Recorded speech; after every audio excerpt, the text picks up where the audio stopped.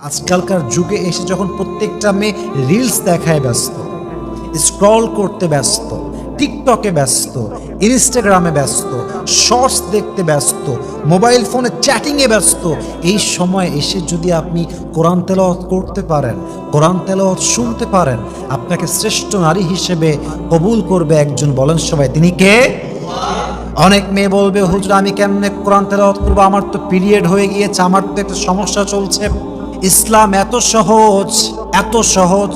আল্লাহর হাবিব বলেছেন, যদি কোনো মেয়ের পিরিয়ড হয়ে যায়, সে যদি অপবিত্র হয়ে যায়, সে কোরআন তেলাওয়াত করতে যদিও না পারে, তবে যদি সে অবস্থায় সে কোরআন তেলাওয়াত শুনে, কোরআন পড়লে যে সওয়াব হতো আল্লাহ সে আমল সওয়াব তার আমল নামায় দান করে। পড়েন সবাই সুবহানাল্লাহ। পড়লেও সওয়াব হতো, শুনলেও সওয়াব হবে। ইভেন কোরআন এমন একটা কিতাব, যে কিতাবটা পড়লেও সওয়াব, শুনলেও সওয়াব, পড়বেনও না, জাস্ট চোখ দিয়ে দেখবেন, এক নজর এক ঝলক দেখবেন, পড়ছেন না, শুনছেন না, জাস্ট দেখছেন, এই দেখার জন্য আপনার আমল নামায় সওয়াব লেখা হবে। সুবহানাল্লাহ।